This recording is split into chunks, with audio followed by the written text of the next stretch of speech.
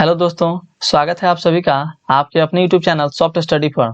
आज के इस वीडियो में आपके लिए क्लास 12 राजनीति शास्त्र पाठ 2 ध्रुवीयता की समाप्ति से महत्वपूर्ण ऑब्जेक्टिव क्वेश्चंस को लाया गया है।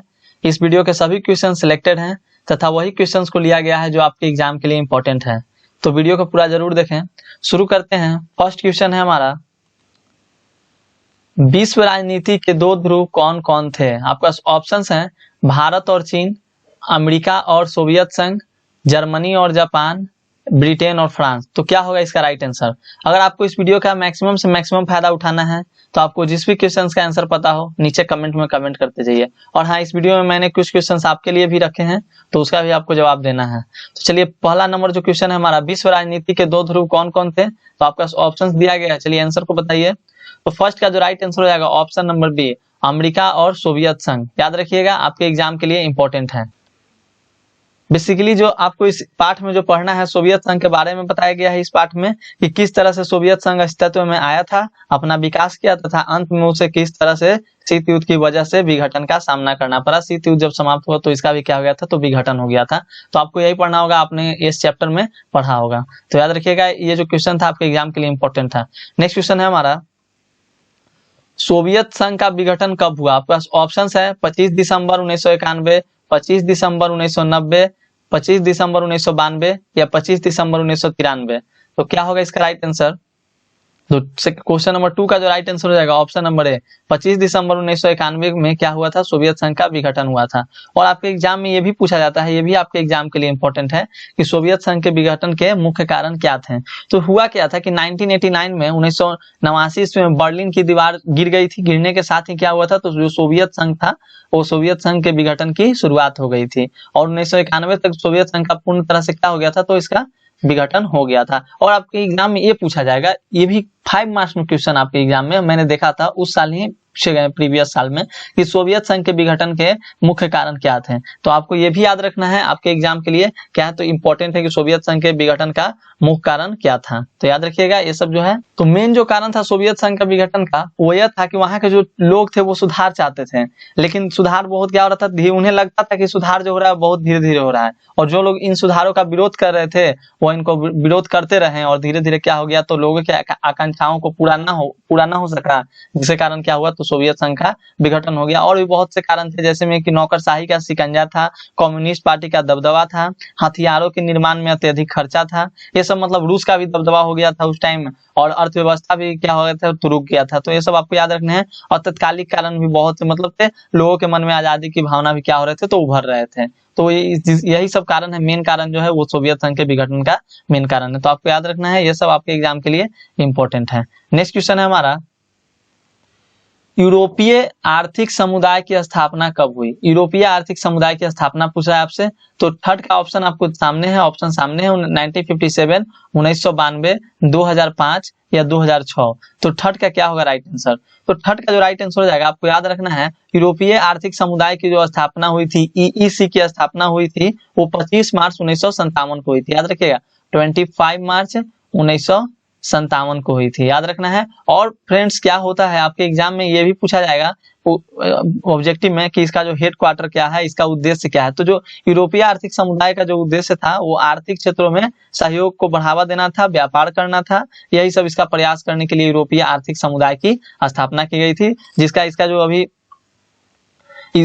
व्यापार करने में यह सहायक हुआ। और नेक्स्ट क्वेश्चन है हमारा, क्वेश्चन नंबर 4, मई 1945 में राइक्सटैग बिल्डिंग बर्लिन जर्मनी पर जिस देश के सैनिकों ने झंडा फहराया था उसका नाम था। तो किस देश के सैनिकों ने झंडा फहराया था जी? बर्लिन जर्मनी जो बिल्डिंग था राइक्सटैग बिल्डिंग, उस पर जो झंडा किस देश के लोगों ने सैनिकों ने फहराया था? तो option number A the right answer, Soviet संघ के लोगों ने उस पर झंडा फहराया था। याद रखिएगा, आपके एग्जाम के लिए इंपॉर्टेंट है। और हाँ, यदि आप इस चैनल पर नए हैं तो चैनल को सब्सक्राइब जरूर कीजिए, क्योंकि इस चैनल पर आपको जितने भी शॉर्ट लॉन्ग क्वेश्चन होंगे सभी तरह के क्वेश्चंस कराए जाएंगे आपके एग्जाम से रिलेटेड।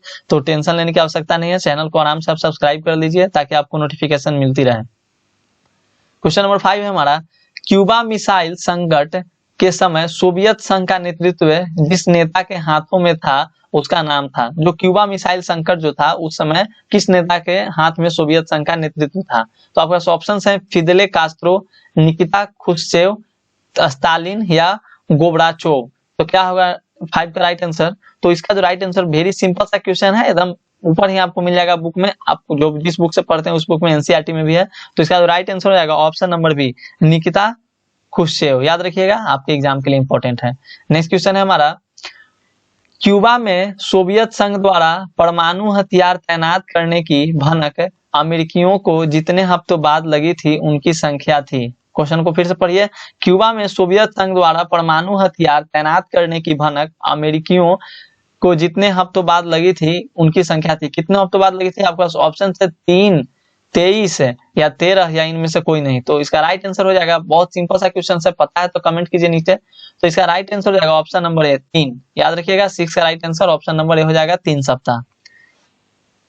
निम्न में कौन सा सोवियत संघ का विघटन का परिणाम नहीं है? आपके पास ऑप्शंस हैं, संयुक्त राज्य अमेरिका और सोवियत संघ के बीच विचारात्मक लड़ाई का अंत, स्वतंत्र राज्यों के राष्ट्रकुल CIS का जन्म, या विश्व व्यवस्था में के शक्ति संतुलन में बदलाव, या मध्य पूर्व में संकट। तो क्या होगा इसका राइट आंसर? फटाफट से कीजिए, अगर आपको पता है तो। 7 का जो राइट आंसर हो जाएगा ऑप्शन नंबर डी, मध्य पूर्व संकट। याद रखिएगा, आपके एग्जाम के लिए इंपॉर्टेंट है। नेक्स्ट क्वेश्चन है हमारा, द्विध्रुवीय विश्व व्यवस्था में पूर्वी गठबंधन का नेतृत्व किसने किया था? आपके पास ऑप्शंस हैं, ग्रेट ब्रिटेन, फ्रांस, अमेरिका और सोवियत संघ। बहुत सिंपल सा क्वेश्चन है, जो द्विध्रुवीय विश्व व्यवस्था थी उसमें पूर्वी गठबंधन का नेतृत्व किसने किया? द्विध्रुवीय हम लोग पढ़ रहे हैं, द्विध्रुवीय का क्या पढ़ रहे हैं? तो हम लोग द्विध्रुवीयता की समाप्ति चैप्टर पढ़ रहे हैं, द एंड ऑफ बायोपोलैरिटी। तो 8 का जो राइट आंसर आपने किया, 8 का राइट आंसर है ऑप्शन नंबर डी, सोवियत संघ। याद रखिएगा, आपके एग्जाम के लिए भी इंपॉर्टेंट है। और नेक्स्ट क्वेश्चन जो हमारा बहुत सिंपल सा क्वेश्चन है, बहुत ही इजी क्वेश्चन है। तो देखते हैं क्वेश्चन को, एमनेस्टी इंटरनेशनल किससे संबंधित है? आपके पास ऑप्शंस हैं, बाल श्रम, मानवाधिकार, पर्यावरण या शिक्षा। तो क्या होगा इसका राइट आंसर 9 का? तो option number be the right answer, मानवाधिकार। फ्रेंड्स, यहाँ वर्ड आया है एमनेस्टी इंटरनेशनल, बहुत ही इंपॉर्टेंट वर्ड है आपके एग्जाम के लिए। तो इसके बारे में आपको जानकारी रखनी है कि एमनेस्टी इंटरनेशनल आखिर है क्या। तो ये एक एमनेस्टी इंटरनेशनल जो है वो एक अंतर्राष्ट्रीय स्वयंसेवी संस्था है। याद रखिएगा, अंतर्राष्ट्रीय स्वयंसेवी संस्था है जो क्या करती है, जिसका उद्देश्य क्या है? तो मानवीय मूल्यों एवं मानवीय स्वतंत्रता को क्या करता है, ये बचाने एवं भेदभाव मिटाने के लिए क्या करता है, लड़ना सिखाता है। याद रखिएगा, एमनेस्टी इंटरनेशनल का आपको पूछा जाता है आपके एग्जाम में कि इसकी क्या है, तो इसकी क्या, एमनेस्टी इंटरनेशनल का क्या उद्देश्य है, तो ये सब आपको याद रखना है। और ये भी आपको याद रखना है, जो एमनेस्टी इंटरनेशनल है इसका हेड क्वार्टर कहाँ में है?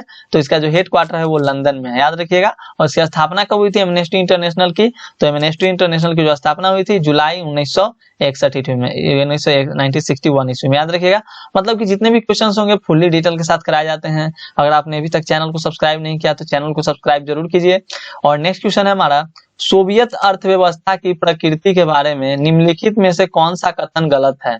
आपके पास ऑप्शंस हैं, सोवियत अर्थव्यवस्था में समाजवाद प्रभावी विचारधारा थी, या ऑप्शन बी है उत्पादन के साधनों पर राज्य का स्वामित्व नियंत्रण होना, ऑप्शन सी है जनता को आर्थिक आजादी थी, ऑप्शन डी है अर्थव्यवस्था के हर पहलू का नियोजन और नियंत्रण राज्य करता था।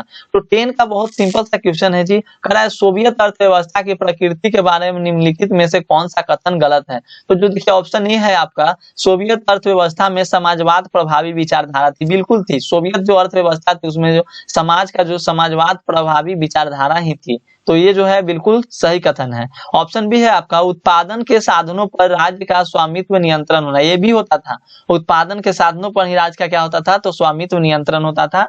और जैसा उत्पादन हुआ तो उसी के साधन पे स्वामित्व नियंत्रण होता था। और ऑप्शन सी आपका, जनता को आर्थिक आजादी थी। यही वहां पर ये कथन गलत है, जनता को आर्थिक आजादी नहीं थी, जनता को आर्थिक आजादी वहां पे नहीं दी गई थी। याद रखिएगा। तो इसका राइट आंसर आपका हो गया ऑप्शन नंबर सी, इसका हो जाएगा जो आपका राइट आंसर। तो याद रखने हैं, आपके एग्जाम के लिए भी इंपॉर्टेंट है। और ऑप्शन डी है आपका, अर्थव्यवस्था के हर पहलू का नियोजन और नियंत्रण राज्य करता था।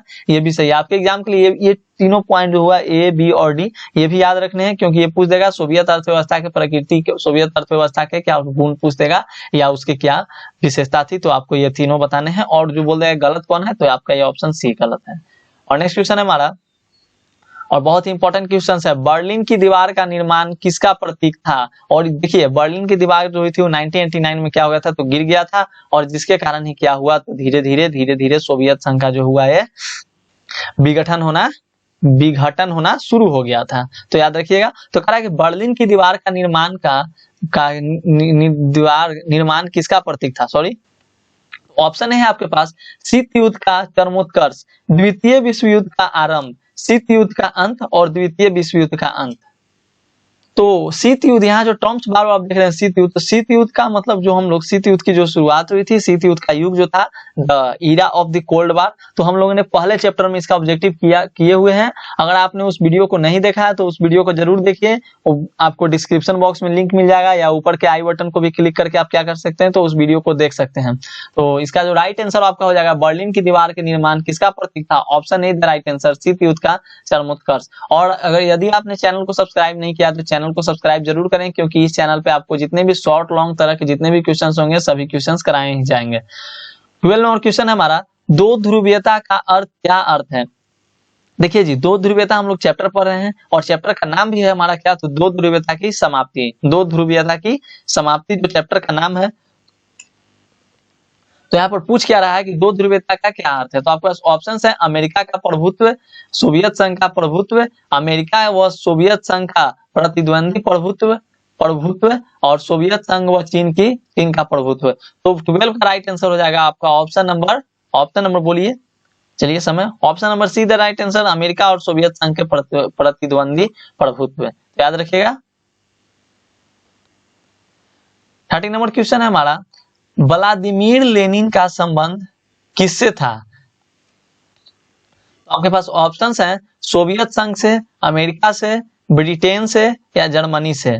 तो व्लादिमीर कौन था आखिर, व्लादिमीर लेनिन के बारे में क्या था। तो देखिए व्लादिमीर लेनिन बहुत ही फेमस आदमी है और ये क्या तानाशाह, बहुत ही फेमस तानाशाह, जिस मतलब इन्हें कहा क्या जाता था खूनों से सने हाथों में क्रांति का झंडा लेकर चलने वाले यही तानाशाह थे। याद रखिएगा, ये भी आपके एग्जाम के लिए इंपॉर्टेंट है। तो व्लादिमीर लेनिन का संबंध किससे था, तो आपका ऑप्शंस को दिया गया है। तो 13 का जो राइट आंसर हो जाएगा आपका ऑप्शन नंबर ए, सोवियत संघ का से संबंध था। व्लादिमीर लेनिन का वहां का क्या था, तो तानाशाह था। और नेक्स्ट क्वेश्चन है हमारा क्वेश्चन नंबर 14, सोवियत संघ ने अफगानिस्तान में कब हस्तक्षेप किया। कब हस्तक्षेप किया था जी सोवियत संघ ने पाकिस्तान में।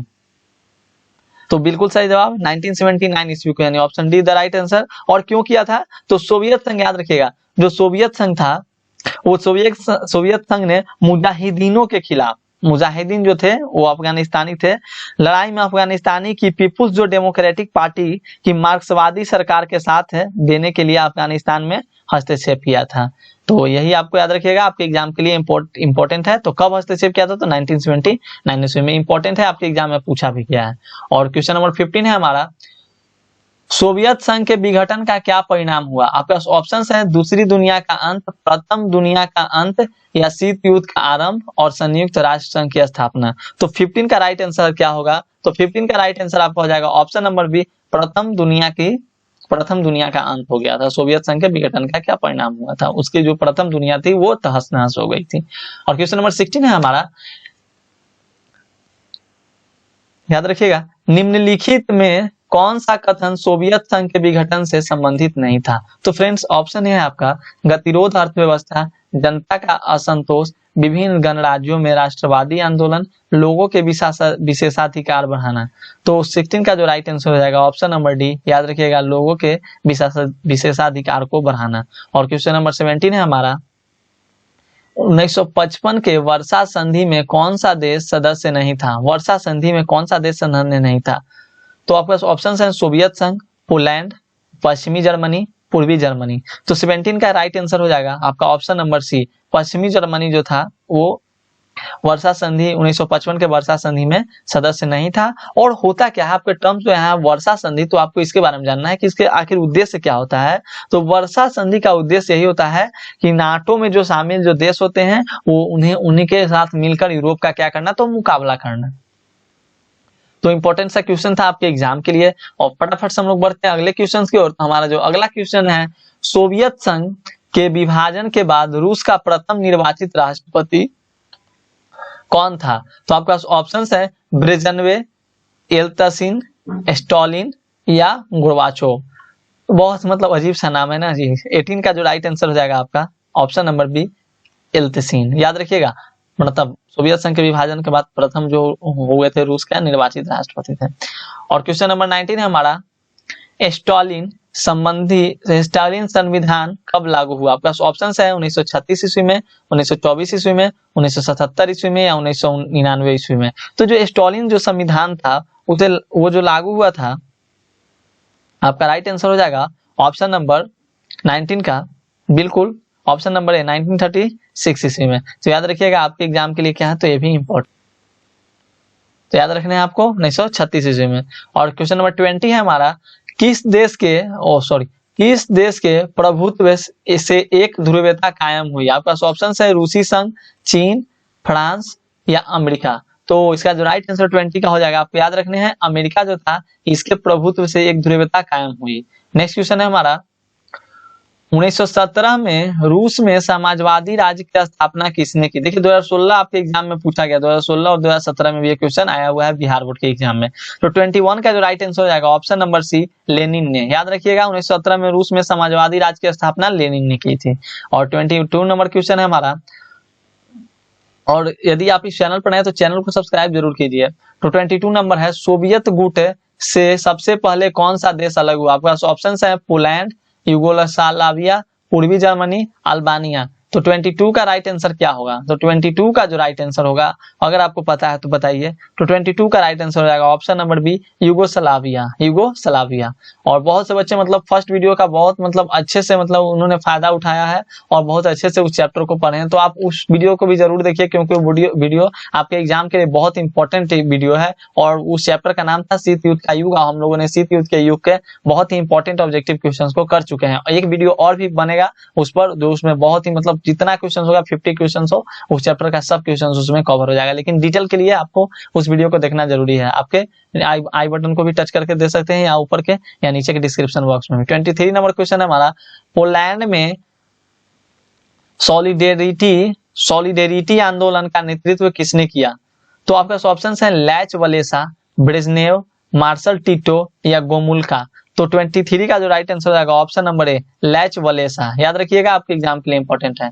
स्वतंत्र राज्यों के राष्ट्रकुल की स्थापना किसने की? तो स्वतंत्र राज्यों के राष्ट्रकुल की स्थापना आपका ऑप्शन है गोर्बाचोव, माओ त्से तुंग, एल्टिसिन या लोच वलेसा। तो 24 का नाम अजीब अजीब है लेकिन आपको याद करना है। 24 का जो राइट आंसर हो जाएगा ऑप्शन नंबर सी, एल्टिसिन। ये सब इंपॉर्टेंट क्वेश्चंस है और इंपॉर्टेंट क्वेश्चंस को यहाँ पर लाया गया है, तो ignore not ignore, mention it. Bharat व पाकिस्तान के बीच ताकसंध का समझौता कराने में किस सोवियत नेता ने महत्वपूर्ण भूमिका निभाई? तो आपके पास ऑप्शन है स्टालिन, ख्रुश्चेव, कोसिगिन या ब्रेजनेव। तो 25 का राइट आंसर सिंपल सा क्वेश्चन है और याद रखना है आपको ऑप्शन नंबर सी, कोसिगिन। और याद रखिएगा यहाँ पे ताशकंद समझौता आखिर होता क्या है? तो ताशकंद समझौता का उद्देश्य क्या था? तो ताशकंद समझौता का उद्देश्य यही था कि क्या शांति, मतलब इसको शांति समझौता के नाम से भी मतलब कह सकते हैं, शांति समझौता कहा भी जाता है। और जो हुआ था इसकी शुरुआत जो हुई थी ताशकंद समझौता की, जो ताशकंद समझौता हुआ था 10 जनवरी 1966 ईस्वी को। तो याद रखिएगा 10 जनवरी 1966 को, याद रखना आपके एग्जाम के लिए इंपॉर्टेंट है। नेक्स्ट क्वेश्चन है हमारा, क्वेश्चन नंबर 26, दूसरी दुनिया के देशों में किस प्रकार के देश आते हैं? आपके पास ऑप्शन है पूंजीवादी देश, विकासशील देश, गुटनिरपेक्ष देश, साम्यवादी देश। आपके पास 26 का राइट आंसर क्या होगा? तो 26 का right answer option number D हो जाएगा, साम्यवादी देश। याद रखिएगा। 27 नंबर क्वेश्चन है हमारा, ग्लासनास्ट व पेरिस्ट्रोइका के मंत्र किसने दिए? आपके पास ऑप्शन है लेनिन ने, स्टालिन ने या खुश्चेव ने या गोर्बाचोव ने। तो 27 का राइट आंसर आपका हो जाएगा ऑप्शन नंबर डी। याद रखना है फ्रेंड्स, आपके एग्जाम के लिए इंपॉर्टेंट है। और 28 नंबर क्वेश्चन है, बहुत ही इंपॉर्टेंट क्वेश्चन है। इसका आंसर आपको भी बताना है, हमें भी बताना है, हम तो बताएंगे ही क्योंकि हम तो रट के आए हैं। 28 का राइट आंसर हो जाएगा, किसने सामरिक भागीदारी का सुझाव रखा? आपका ऑप्शन है अमेरिकी राष्ट्रपति क्लिंटन ने, रूसी राष्ट्रपति पुतिन ने, भारतीय प्रधानमंत्री वाजपेयी जी, याद है ना वाजपेयी जी के बारे में, चीनी राष्ट्रपति जेमिन ने। तो 28 का राइट आंसर क्या होगा? तो 28 का राइट आंसर बी होगा, रूसी राष्ट्रपति पुतिन ने।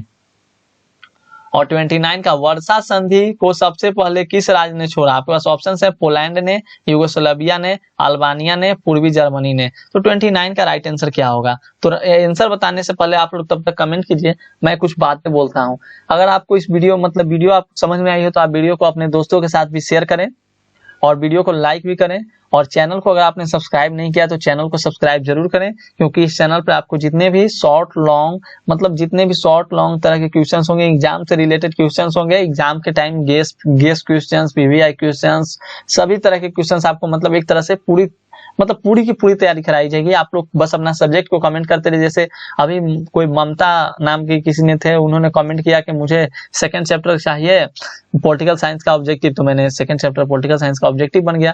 तो इस तरह से आप लोग कमेंट करते रहिए, आपका वीडियो मतलब बन के आते रहेगा। तो 29 का राइट आंसर आप लोगों ने खोज लिया होगा। बहुत ही इजी क्वेश्चन था और बहुत ही सिंपल सा आंसर था। और होता क्या है, अभी क्या कौन सा काल चल रहा है, तो कोरोना काल चल रहा है, यानी ऑप्शन सी को लॉक किया जाता है। Option see the right answer, Albania. तो याद रखिएगा, वर्षा संधि का सबसे पहले किस राज्य ने छोड़ा, तो अल्बानिया ने छोड़ा था। और वर्षा संधि होता क्या है, तो मैंने आपको बताया था कि वर्षा संधि का जो प्रमुख उद्देश्य होता है यह था कि नाटो में शामिल देशों का यूरोप से मुकाबला करना। तो याद रखिएगा, ये सब क्वेश्चन आपके एग्जाम के लिए इंपॉर्टेंट है। तो आज इस वीडियो में हम लोगों ने 29 क्वेश्चन किए। अगर आपको कहीं भी प्रॉब्लम आई हो तो आप नीचे कमेंट कीजिए, कुछ क्वेश्चन को पूछना है तो कमेंट कीजिए, आपको उसका सोल्यूशन मिलेगा। और चैनल को सब्सक्राइब जरूर कीजिए और चैनल पर बने रहिए। तो हम लोग मिलते हैं अगले वीडियो में, तब तक के लिए धन्यवाद, टेक केयर।